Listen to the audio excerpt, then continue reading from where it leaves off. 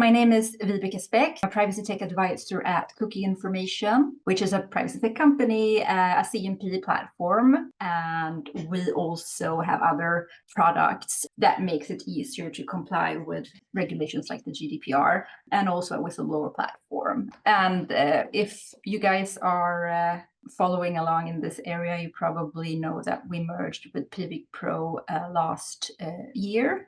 So a lot of amazing, interesting things are going on here. When I started out in privacy tech, I literally did not know anything about privacy laws and things like that. I immediately kind of grew very attached to it because I feel that it's, as a marketer, I've been a marketer for a long time, and I've never really thought about these issues or hadn't cared about it because you know, as a marketer you don't want to lose your data, right? I'm a Swede and I'm responsible for the Swedish market here at Cookie Information, but Cookie Information is a Danish company, so I live and breathe in Copenhagen. And anyway, so I started writing this book. At first I was going to write a book entirely about cookies because I found that so intriguing. But then the question that people are asking when you start talking about the need for consent and the need to be compliant as a marketer is like, okay, then how do you do great marketing as and not break the law? And that is a really big question. And writing this book has been this journey that I'm still on, because everything is changing and there's so much more things that I'm constantly just learning about this space. And yeah, the landing page for this book is in constructions. So, but yeah, if you want to sign up to get to get a book, then please do. That would make me super happy. Today's webinar, I'm going to walk you through what's actually happening on the market and why is it happening. And then I'm going to talk a little bit about the privacy sandbox, universal IDs, and what's happening in browsers like Safari and Firefox and what that means to you as a marketer. And then I'm going to do a brief walkthrough of a model that I'm working on regarding what privacy first marketing could mean or be. I want to be clear that, you know, there's no one silver bullet that will solve everything. Things are kind of complicated, and it's about us as the marketers, our ability to navigate what is happening and also seeing the bigger picture and the bigger players and the political scene and what's going on. And at the same time, of course, it's interesting to look at the code and what's going on in the details as well. But okay, so since I've wasted so much time already, let's just move on to the first section. So when I talk about cookies, because we're going to talk about the deprecation of the third-party cookie that we're in. So in the early 1990s, this guy, Lou Monsui, who was part of the Netscape people, the browser Netscape, they invented, or he developed this, or chose to go with a technology where you put a script onto your website, and that script then puts cookies on your browser. So this was the session cookie, and it was a technology that they felt that we needed, because back then when you were browsing the web, it was really hard to, it didn't have a memory, right? It was kind of a Alzheimer's to surf the web.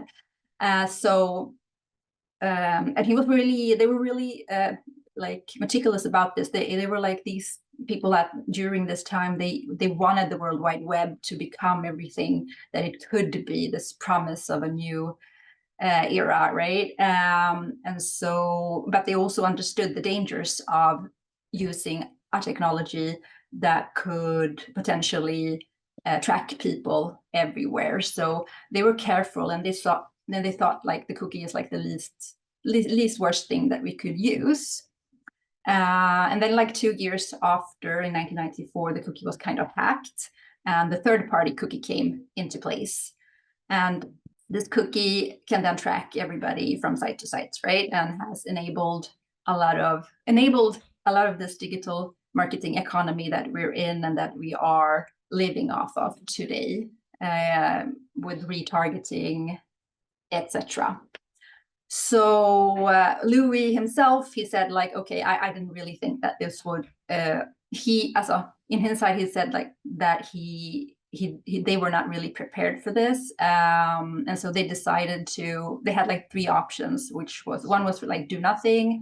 The second one was block the third-party cookie in the Netscape browser, or let people decide if they were cool with the third-party cookie. And in the end, it fell on the third option. And basically it did that because they wanted the web to fly, and they understood that the web needed a business model to work.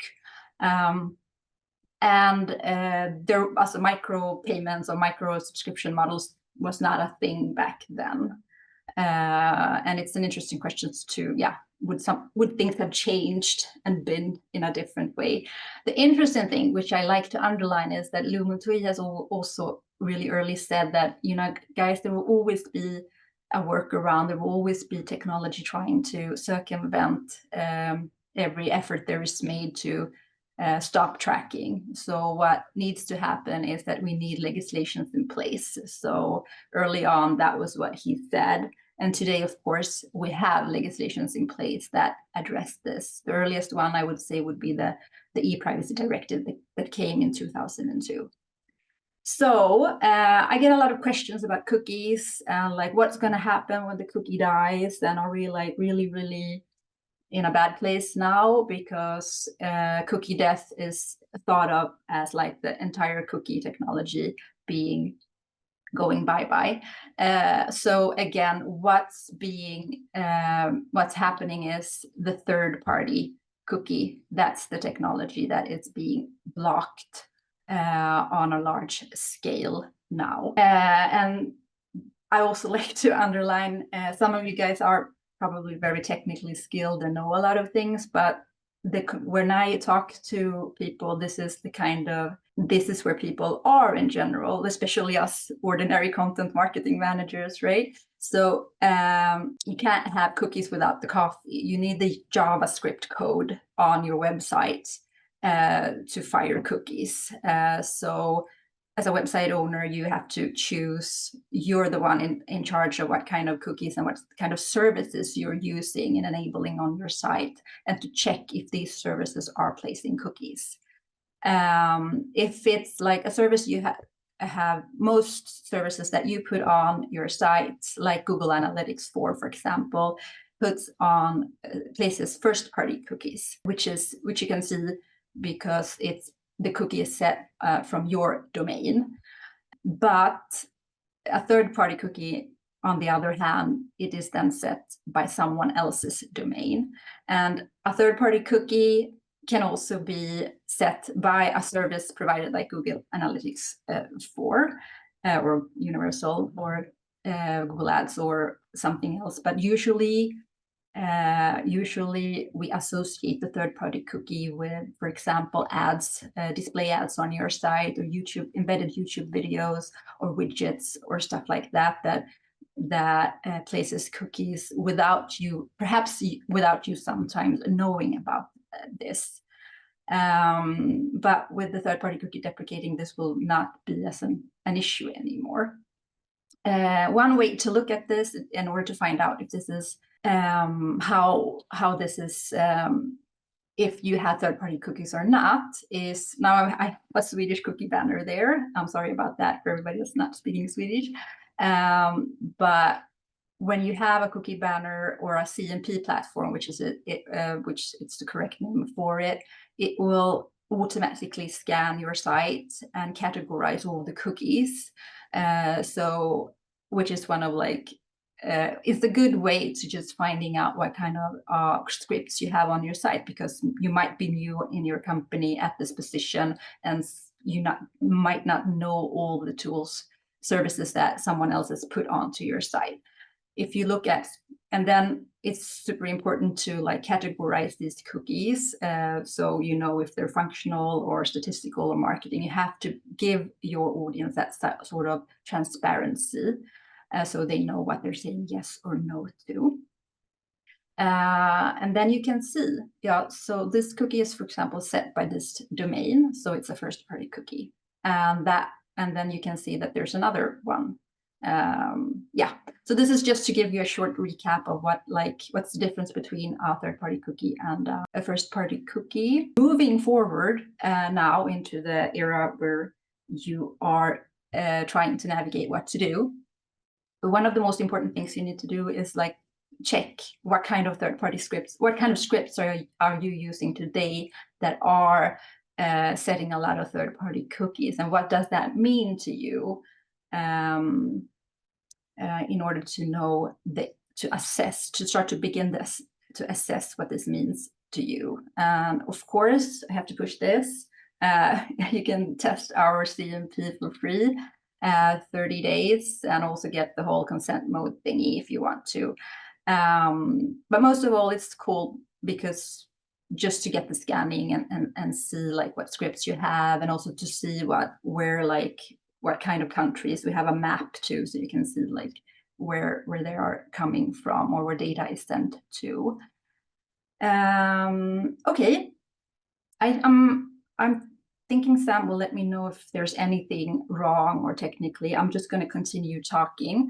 I hope you're all with me. I can't see anything but my screen here. So the big thing now that everybody is talking about the deprecation of the third-party cookie this year is because Google last year announced that they're finally ready to replace the third-party cookie with something else in their browsers. And this is a huge deal because Chrome is 60, 63, 67% of the global market for browsers. So it's a big browser. Other browsers has done this before, for example, Safari and Firefox, that I will be talking about a little bit further down. So yeah, we had the ITP, Intelligent Tracking Prevention, and then the Enhanced Tracking Prevention from Safari. I'm not going to talk about the mobile app situation. That will be a whole webinar on its own. And 2020, Privacy Sandbox was announced, and Google was we're going to phase out the third-party cookie, and they kept on saying that, and they kept on postponing the deadline for it.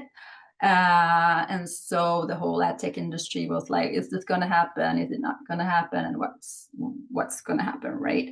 And then finally last year they said it's going to happen, and so it seems like they've started doing that. 1% of the third-party cookies is deprecated this year, right? Or January, which is 30 million people. And so when you remove something like that, you remove, or what it's about, it's you're removing two passive methods for advertisers to identify users across the web individually, right?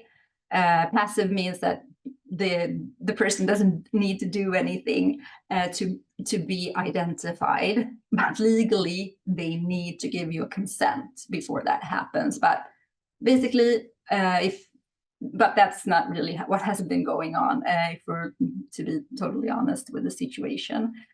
And so when you remove this standard of being able to track people that everyone can use on the free internet, or all the ad tech people can use, then of course there's a lot of talk about first-party data and what we call active data collection. For example, getting people's email addresses, which a lot of publishers and advertisers are looking into and doing. I think it's important to mention here that, or if you go back, I just want to say, for one of the questions then is if you remove this cookie, what is going to happen? So you're going to lose retargeting or remarketing abilities. It's going to be really hard to show those red shoes that someone was looking at and putting in their shopping cart. It's going to be hard to follow people around because that's what cookie and cookies thinking enabled. Then of course it's the whole demographic part, which is the interest-based targeting. Can't really do that in a scalable way without the third-party cookie. Frequency capping becomes a big deal, as well as the holy grail for performance marketers, attribution reporting and how to measure returns on ad investments. So it's kind of a big deal. And it's also, I think it's important to mention is that Chrome is also proposing a way to not, to obfuscate the IP addresses and like replace that with like a new kind of API that handles that. So finding out where people are and doing that local advertising thing is also becoming difficult or impossible. So yes, it is a big deal. And so why is this happening? I would say it's like several things, right? So we have the legislation, and we have the browsers and the doing stuff, the tech, and then we have people.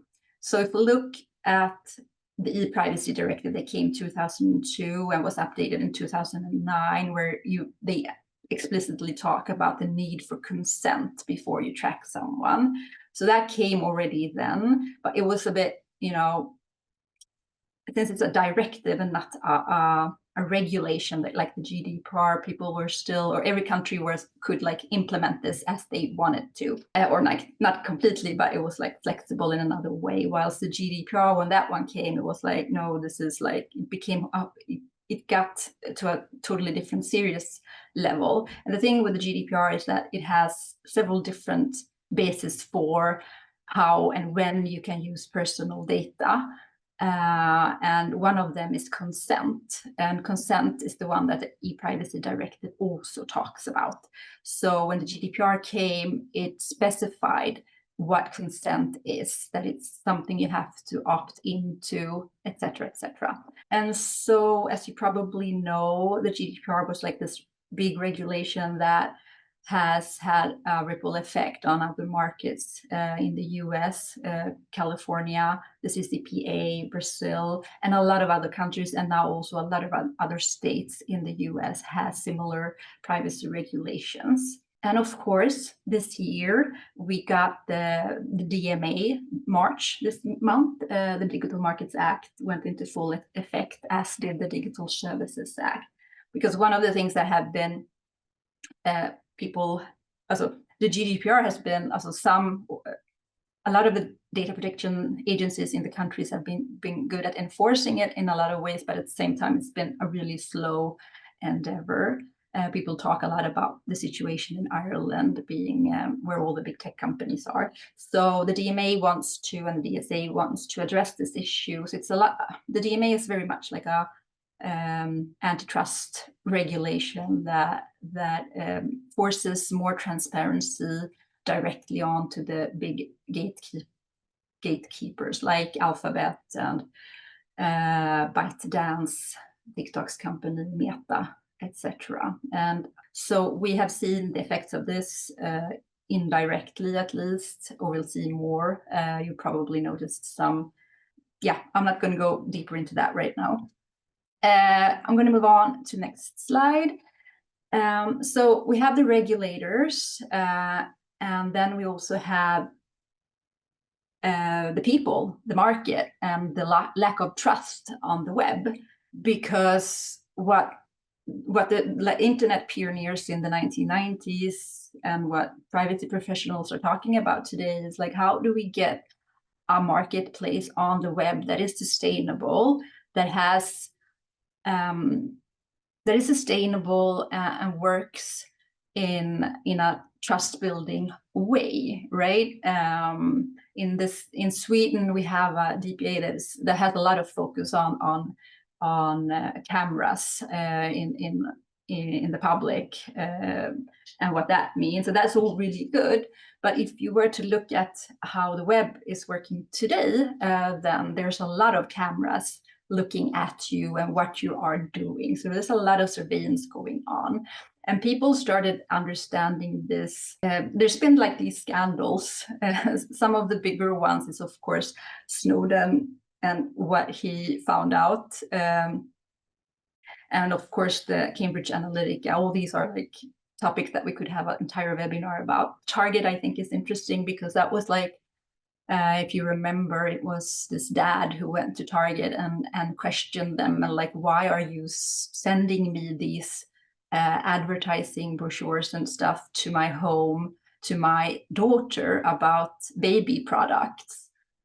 So it meant that Target actually knew that his daughter was pregnant before he, or maybe even she, knew it based on what she was searching for or buying. So that's when people started, or not just that, it's been other stuff as well, but the Target is like such a good example of what is happening. So all these things has built up, and we see these. I'm going to talk on the next slide here more about this, but yeah, I'm going to move over here. Last year, or also early this year, this report came out where the Civil Liberties Council in Ireland looked into real-time bidding and what that actually means, or what's happening. It's kind of a bold, I call it the Adtech crisis, but I really think it is a crisis because the more you dig down into how much data is being collected and how much is known and how much is traded, it's kind of, yeah, the facts kind of speak for themselves. But what this report showed, as you can see from they've examined like tens of thousands of pages of real-time bidding data that reveal that EU military personnel and political decision makers are targeted using RTB, right? So they know it's a really sensitive data. Is this person an alcoholic? Does he gamble? Sensitive information that can be used by foreign intelligence or like foreign powers to do. Yeah, I know that the government or the Biden administration has also is addressing this too, and it just visualizes that there is a lot of data out there, and no one is really. It's really hard not to be exempted from this, not to be profiled in this way. But regardless of what you think about this and how worrisome this is, we also have this is also like there's a lot of ad fraud going on in the Adtech ecosystem, and there's like really nothing new, but it's always interesting when these new reports come out. This one is from Adtech, and it addresses the so-called made for advertising websites, which are these sites that they are optimized to get ads and no one really visits them, really generally speaking. They looked into this Fortune 500 company who wanted to understand how efficient their ad spend was. And they saw like that 10 million of their ad spend went to MFA sites, right? And in late 2023, they also looked into an ad campaign. So I think it was an ANA report that showed that 44,000 different web pages, that's like what the average ad campaign was shown on. That's kind of startling, right? Because that indicates that the campaign is often too wide, has too wide range, too low accuracy, with all that implies for advertising, harder to optimize, higher likelihood of bots clicking, hard to control which potential questionable pages the ad ends up on, etc. So then it becomes not so much, it's not so much the privacy issue, which is always there, of course, but also like how efficient is my marketing in this system? And like how healthy is the focus on of keeping the CMP costs as low as possible? Some of you have perhaps also seen this this report from Adtech, if I don't misremember, where they saw that YouTube were transmitting advertising cookies and identifiers on the device of viewers who were watching made for kids videos. So then we have like toddlers clicking on ads and brand websites such as I think Michigan State Police, BMW, Hyundai, like ads for people with money and grown-ups, right? And the Google's Performance Max algorithm was then like targeting adult brands on made for kids YouTube channels, right? So advertisers, and then they also saw that advertisers are reporting that they can't audit this issue because PMAX does not provide them with a granular placement report. So even though there's like a huge privacy issue with this, there's also like for marketer, it's like, okay, what is my money being spent on, and how good is that? You know, how efficient is that? Because, you know, these were like ads that explicitly blocked those keywords that said, I do not want to be, etc. And it still did not. During my writing of this book, I've had the fortune to interview really, really smart people. For example, Aurélie Pauls, which I love, and also Ariel Garcia, for example, which is this prominent privacy lawyer from New York who has been working in the ad tech industry for 10 years. And during my interview with her, she's like one of the most substantial people. You know, if you please follow both these people, they're really, really smart.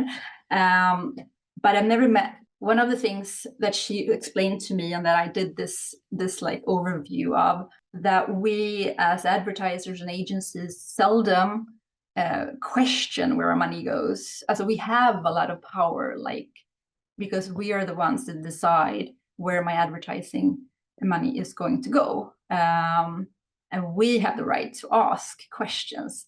Of course, this has been hard because we live in an ecosystem where we have really big ad tech companies, or walled gardens, so-called, like Google and Meta, primarily in this sentence, in this context.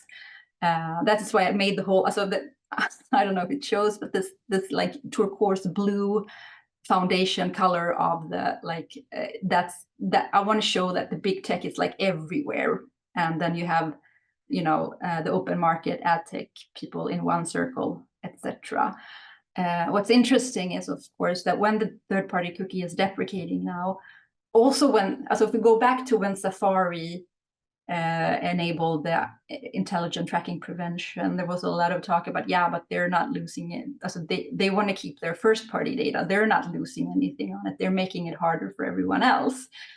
And that may be true, but it's the same here in a way, because Google will not be suffering, and Meta will not be suffering as much from the deprecation of the third-party cookie. The pressure is on the open market ad tech companies. And this is also why the UK's Competition and Market Authority is assessing this deprecation, and like what Google is replacing this. I'm going to soon talk about this too. What is Google replacing the third-party cookie, and what does that mean? But looking at it from like a business perspective, you can see that Google's margin on owned and operated channels relative to its network business. So the network is like 10%, and YouTube is 15%, and search is 55%. So they're not losing too much of like saying bye-bye to the but they're of course they feel like, so I'm not going to go into like why is Google doing this. There's plenty of information out there about this, but what we probably are going to see is a migration of spend to Google owned and operated channels and the walled gardens, and what can perhaps now be called more effective platforms like connected TV, right? And what the ad tech industry have been waiting and looking into is like, are we going to integrate to these new, the new situation and the new solutions, the new APIs that the Chrome is gonna have. And I'm going to talk a little bit more about that further down here. So now we're going into the middle section of this webinar. And here I'm going to talk a little bit about, I'm going to go deeper into the privacy sandbox and what that is. I'm also going to mention the universal IDs, and then ITP and ETP. So let's start with the Safari. They have this intelligent tracking prevention. I think, so to make it super easy, it contains a lot of things. You can go deeper down into this if you're interested, but it blocks third-party cookies, but it also blocks first-party cookies for 7 days, or like if you do not go into a site that you've been visiting within 7 days, then Safari will erase that cookie in the browser, regardless if there's been consent, if it's been consented or not. And Safari also uses AI to block hidden tracking and techniques like fingerprinting. So what does this mean for marketers? As I've been mentioning before, your ability to track users actively across sites becomes really restricted because of the third-party cookie thing, right?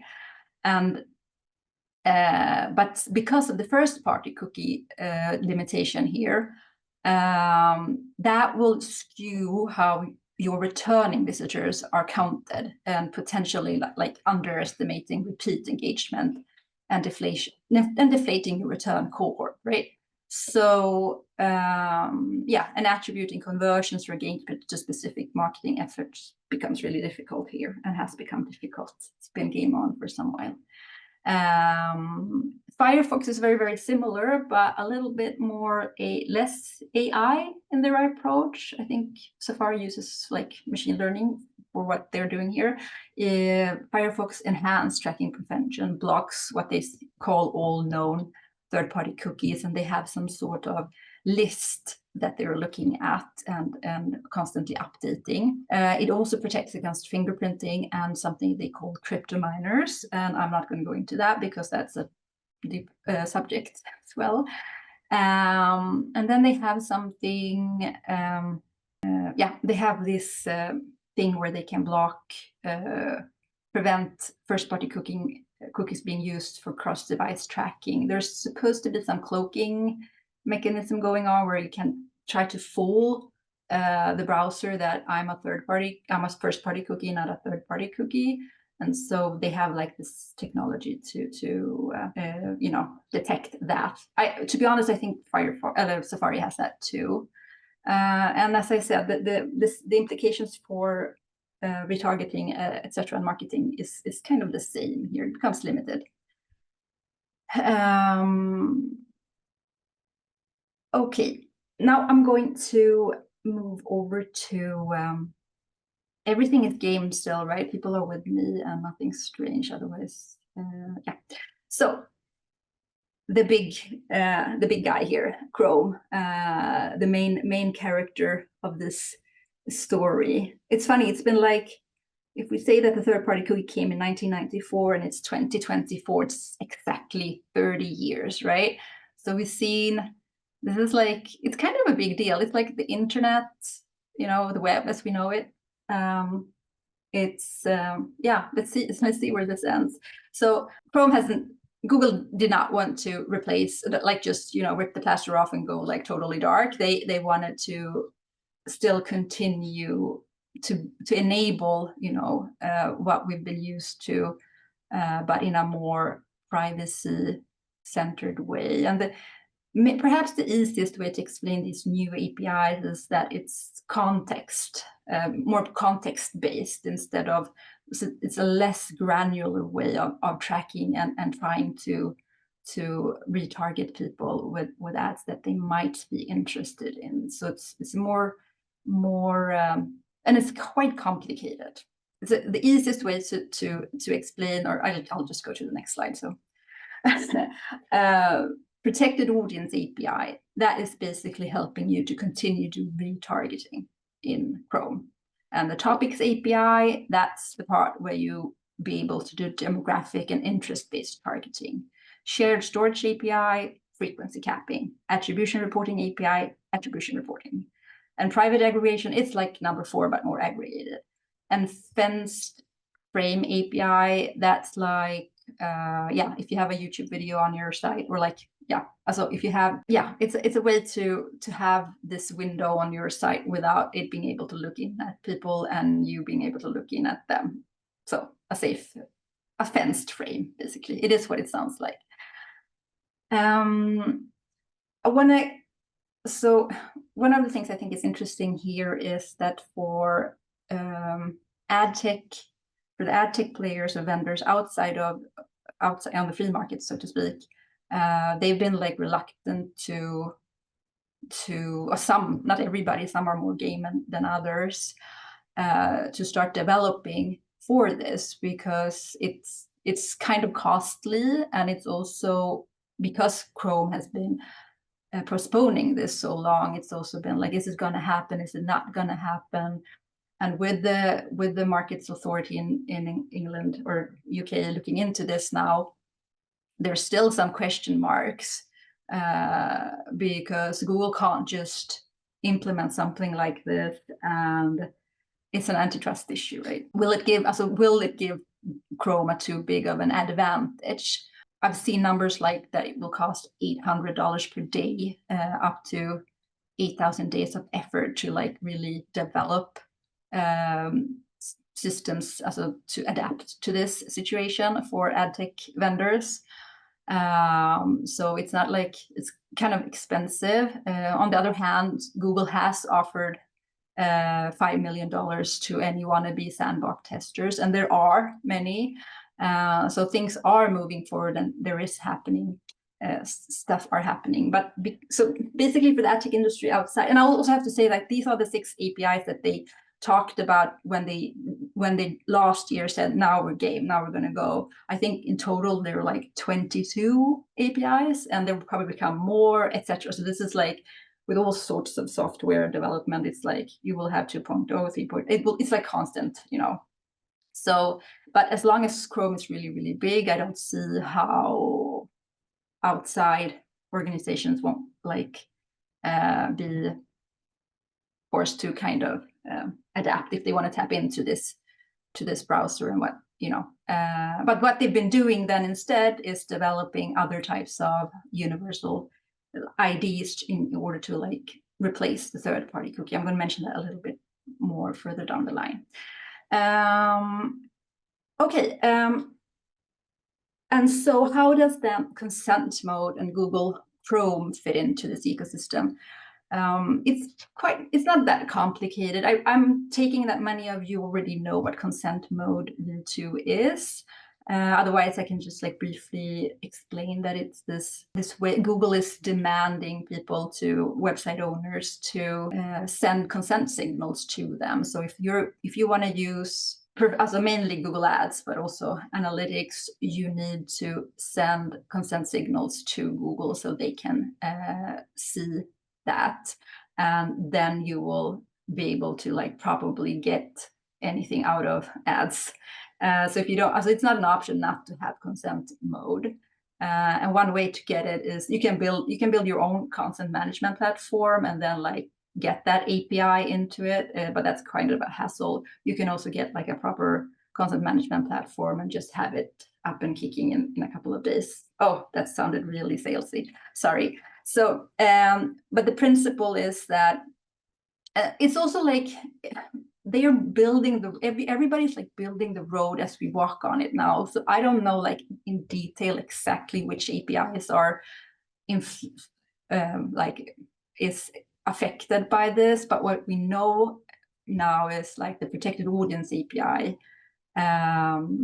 which is about retargeting, and that makes total sense, right? Because I had this webinar with Google a couple of weeks ago, and they said, so I was asking what's going to happen if we don't use this. So they said like starting March 6th, you're going to gradually start losing new audience, as you won't be filling in with new leads on your marketing lists, right?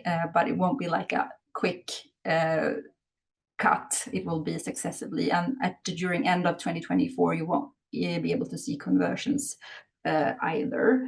And since the protected audience API understands those signals, the signal from the consent mode API will be talking directly to the protected audience API. So it's like it's all interlinked. It's like you need it here and now with the third-party cookies still being there, and you will definitely need it when when the third-party cookie is entirely deprecated.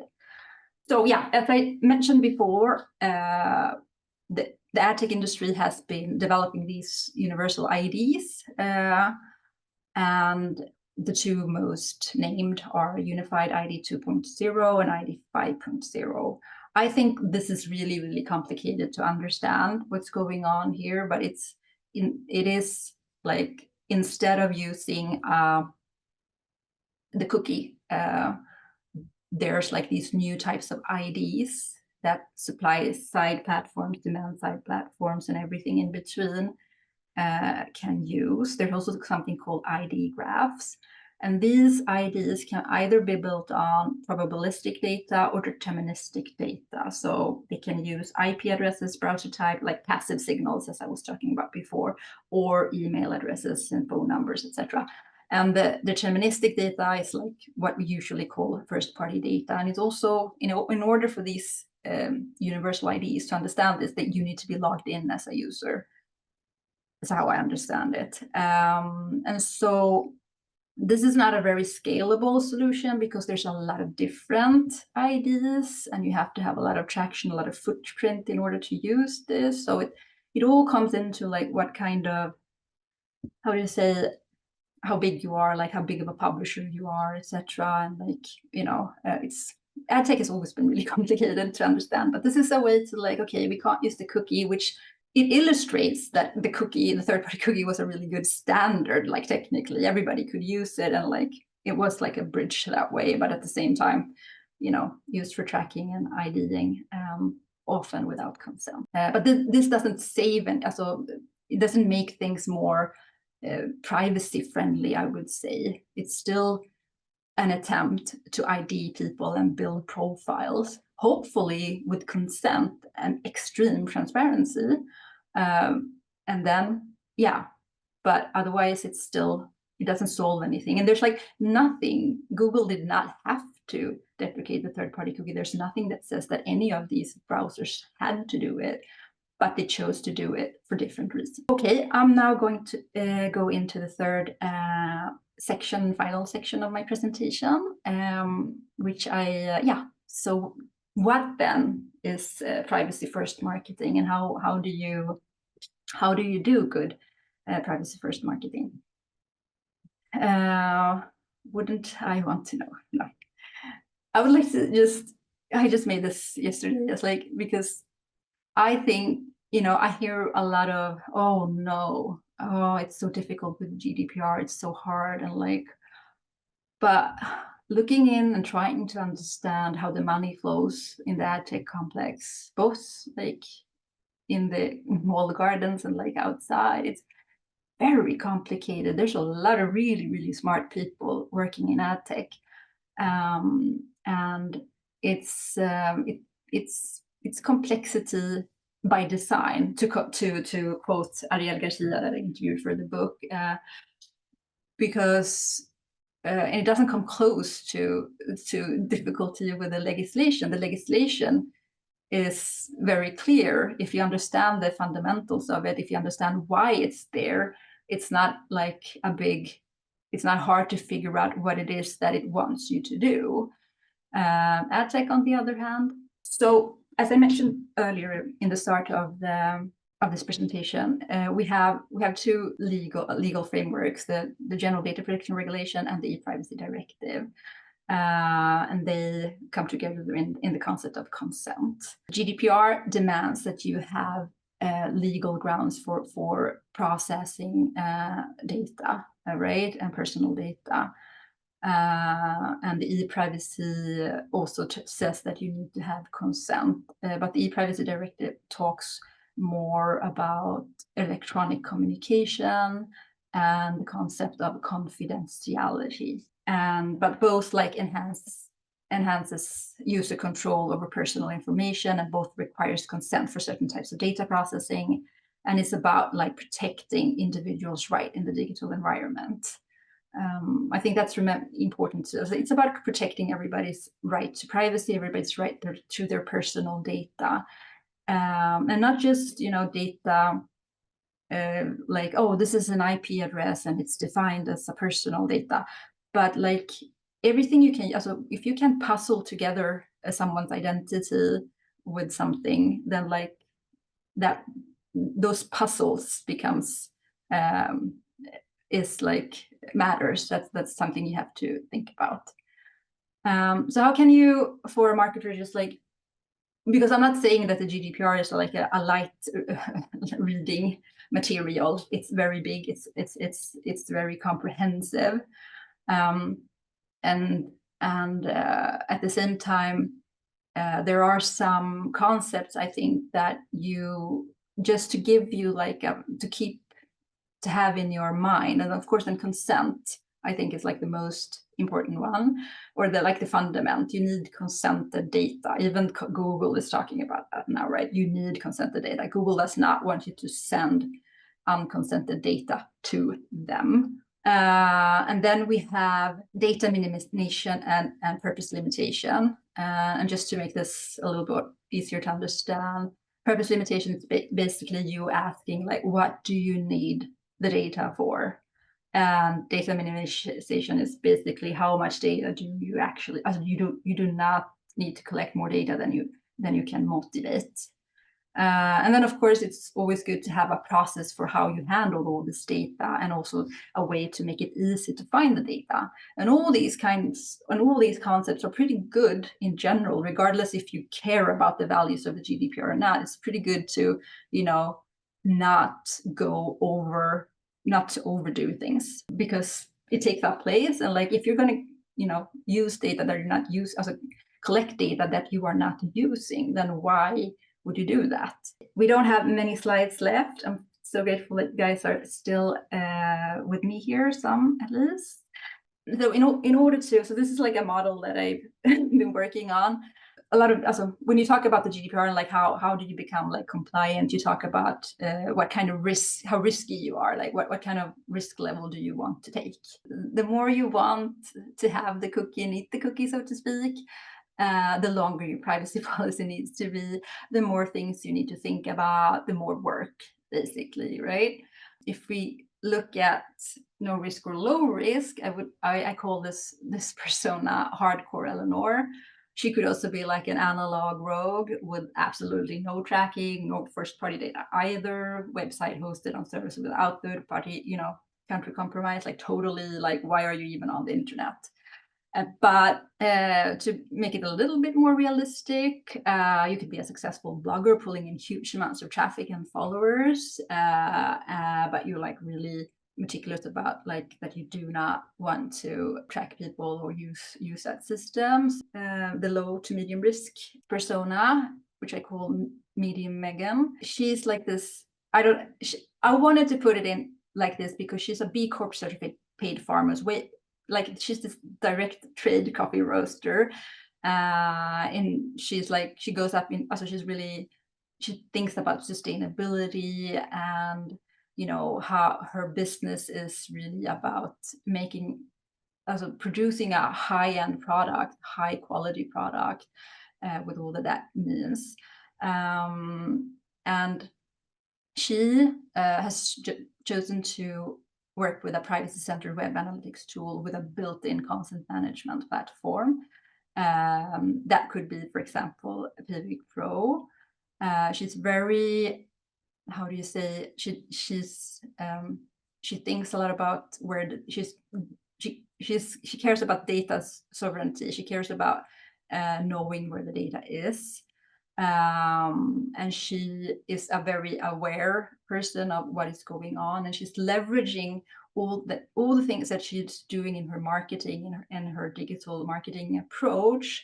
She's leveraging that in her CSR report. So she chooses to run on contextual advertising platform like Cobbler, which is, if you haven't checked that out, please do. They're really interesting. It's and her return on investment there is pretty good. So this is a contextual advertising plan, like what's going to happen now, etc. She's not really proud of still being on Meta, or and she usually leverages that on organic social. Also, she does that for social media, but she can't really, there's issues with algorithms and what this means for mental health, all those things. Yeah, so she uses that Google Ads script. She does not put the Google Ads script on her site, but she integrates with, but it's easy to integrate Google Ads with a Vibeke Pro, and that thus kind of like enable a safe one-way data flow. And she also has a data protection officer that which is comes in and works with her just like her accountant does. So she calls it her data bookkeeper. She will never ever put the Google the meta script on her website. That's like over her dead body. Compliant, and quite frankly, neither does. If Risky Ricky is not either sure if that one is compliant, but he's willing to run with it. He also has this huge amount of traffic to his site, so he will also get the value out of using the basic version, the modeling that the advanced version gives you. So for now, he wants to use that. But he's curious. He's diversifying also with some real contextual marketing, and he's also like a person that uses social media influencers.